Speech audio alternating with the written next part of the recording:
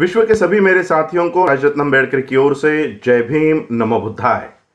The untold Ambedkar के 5वें भाग में आप सभी लोगों का स्वागत है।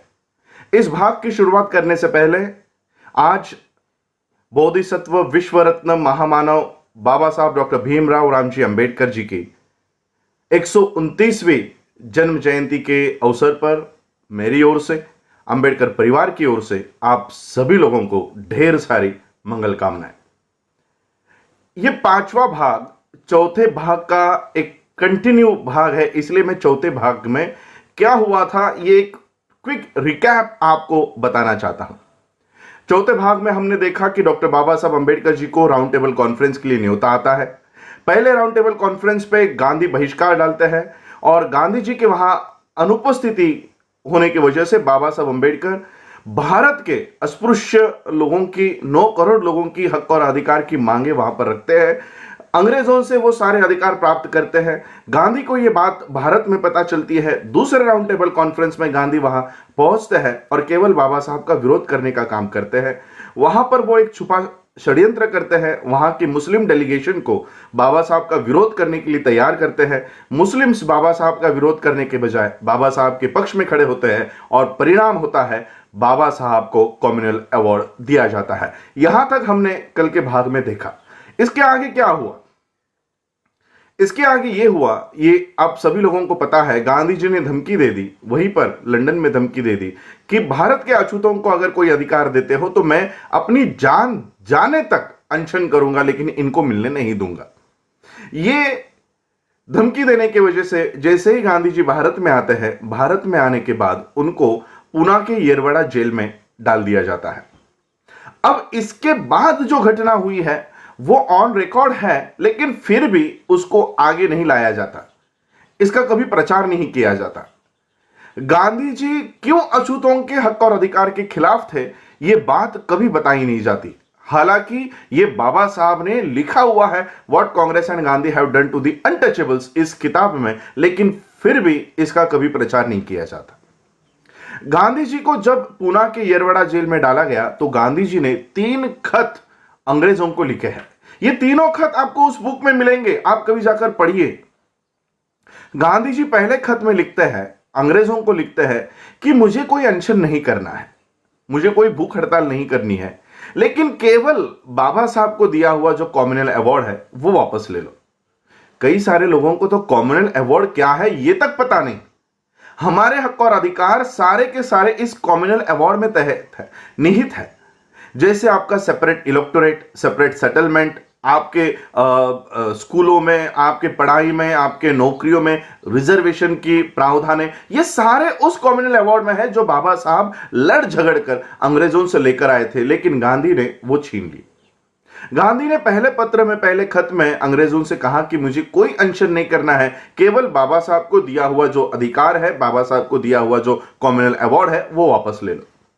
अंग्रेजों ने रिप्लाई भेजा कि गांधी जी आप ऐसा कैसे कह सकते हो, आपने खुद हमें यह सहमति दी है कि आप लोगों में, आप 2 पक्षों में अगर कोई समझौता नहीं होता तो जो समझौता हम देंगे, अंग्रेज देंगे, वो आपको कबूल होगा। ऐसे आपने खुद साइन करके हमको वो परमिशन दी है। अब ऐसे हालातों में आप अपने ही जबान से कैसे मुकर सकते हो, इसलिए हम बाबा साहब को दिया हुआ कम्युनल अवार्ड नहीं लेंगे। गांधी जी ने देखा कि अंग्रेज ये कम्युनल अवार्ड वापस लेने को तैयार नहीं है। ऐसे 3 खत मनाने के उन्होंने वहां पर अंग्रेजों को लिखे। अंग्रेजों ने डिनाई कर दिया कि हम ये अवार्ड वापस नहीं लेंगे। उसके बाद गांधी ने अपने साथियों को कहकर कहा कि आप बाबा साहब से जाकर मिलो और बाबा साहब से ये कहो कि आप ये अवार्ड खुद छोड़ दो, खुद से वापस दे दो। बाबा साहब किसी मीटिंग से अपनी गाड़ी से जा रहे थे। रात के अंधेरे में चोरों की तरह, डाकुओं की तरह बाबा साहब अम्बेडकर जी की गाड़ी हाईवे पर रोकी गई। हाथ में मशाल लिए हुए कुछ गुंडे बाबा साहब अम्बेडकर जी की गाड़ी के ऊपर आकर चढ़कर बाबा साहब की गाड़ी को रोका। बाबा साहब नीचे उतरे और बाबा साहब ने इनको पूछा कि आप लोगों को क्या चाहिए। तो उस गांधी ने भेजे हुए उन गुंडों को गुंडों ने बाबा साहब को बताया कि आपने जो अवार्ड लेकर आए हैं, आप जो कम्युनल अवार्ड लेकर आए हैं, वो खुद से अंग्रेजों को वापस दे दो।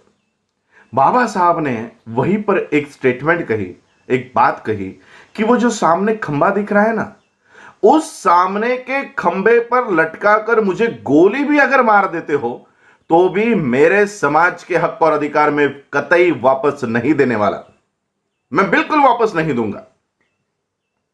सोचिए, जो बाबा साहब अंबेडकर गोली खाने के लिए तैयार थे लेकिन अपने समाज के हक और अधिकार देने के लिए तैयार नहीं थे, वापस लौटाने के लिए तैयार नहीं थे, उन बाबा साहब ने पुणे पैक्ट पे साइन क्यों की? ये सारे लोग जो गुंडे भेजे थे वो गांधी जी को जेल में जाकर मिले। सरदार वल्लभ भाई पटेल, बाकी के सारे लोग, उनमें गांधी जी का एक सचिव हुआ करता था, सेक्रेटरी हुआ करता था, जो हमेशा गांधी जी की बातों को नोट करता था। उसका नाम था देसाई। एक देसाई डायरी करके, ये एक डायरी अस्तित्व में है जिसमें गांधी जी की कई सारी अनकही बातें हैं। इस देसाई ने एक बहुत बड़ी बात अपने डायरी में नोट कर ली। सभी कार्यकर्ता, सभी नेतागण गांधी जी को मिलने के लिए पुणे के येरवड़ा जेल में गए और गांधी जी से पूछा कि गांधी जी, ये तुच्छ अछूत लोगों के लिए आप अपना महान जीवन क्यों त्याग कर रहे हो? छोड़ दो, उनको जो मिलना है मिलने दो। आप क्यों इन लोगों के लिए अपनी जान कुर्बान करने के ऊपर तुले हो? क्यों भूख हड़ताल पर लगे हो? उनको जो लेना है लेने दो।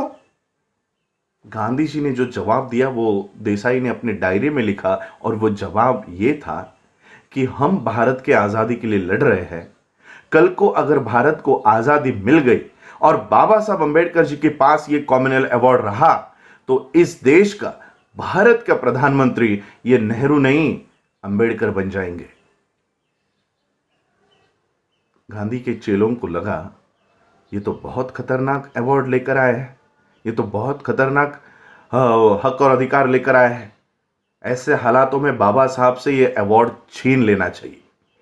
और फिर परिणाम यह हुआ कि हमारे समाज की औरतों पे बलात्कार करना शुरू कर दिया गया, उनके घरों को जलाना शुरू कर दिया गया, उनके ही खेतों में उनको जाने से मनाही कर दी गई। हर तरह के अन्याय और अत्याचार अछूतों के ऊपर इन लोगों ने शुरू कर दिए।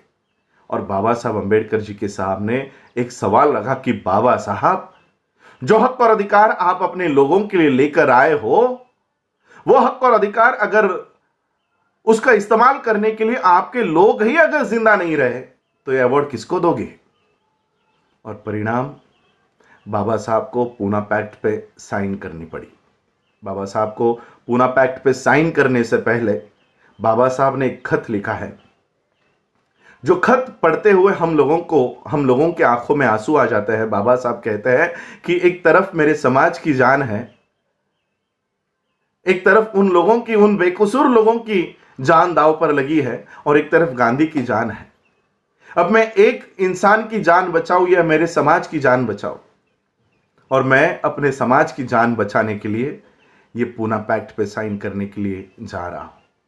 बाबा साहब ने बहुत मजबूरी में, बहुत ही दबाव में आकर ये पुणे पैक्ट पे साइन किया, और वो भी अपने लिए नहीं, मेरा समाज जिंदा रहना चाहिए, मेरा समाज सुरक्षित रहना चाहिए, इसलिए बाबा साहब ने ये साइन कर दी। वरना बाबा साहब ने उधर ही कह दिया था कि मुझे गोली भी मार देते हो तो भी मेरे समाज के हक और अधिकार मैं वापस नहीं दूंगा। लेकिन जैसे ही बाबा साहब को संविधान सभा पर जाने की संधि मिली, अपॉर्चुनिटी मिली, बाबा साहब ने जो सारे हक और अधिकार थे वो फिर से संविधान में हम लोगों को दे दिए। आज जो मेंबर ऑफ पार्लियामेंट आप देखते हो, 131 भारत में member of parliament schedule caste के आते हैं और समाज पे हो रहे अन्याय अत्याचार के लिए ये मुंह तक नहीं खोलते। वो इसलिए नहीं खोलते क्योंकि ये कॉमनवेल्थ अवार्ड से प्राप्त हुए, कॉमनवेल्थ अवार्ड से निकले हुए मेंबर ऑफ पार्लियामेंट नहीं, ये पुणे पैक्ट से निकले हुए गांधी के मेंबर ऑफ पार्लियामेंट्स है। इसलिए ये हमारी हक और अधिकार की बात संसद में नहीं करते। बाबा साहब ने what Congress and Gandhi have done to the untouchables में इन्हीं मेंबर ऑफ पार्लियामेंट्स को एजेंट करके उल्लेख किया हुआ है। एजेंट का हिंदी में अर्थ होता है दलाल। ऐसे लोगों को हम अपना नेता मानते हैं और इसलिए पूना पैक्ट के इस जहर को भी हम लोगों को खत्म करने का काम करना चाहिए। आज बाबा साहब के अनटोल्ड अंबेडकर इस सीरीज में ये बात मैंने आप लोगों के सामने रखी। आप लोगों ने मुझे सुना, उसके लिए आभार। जय भीम, जय भारत, नमो बुद्धाय।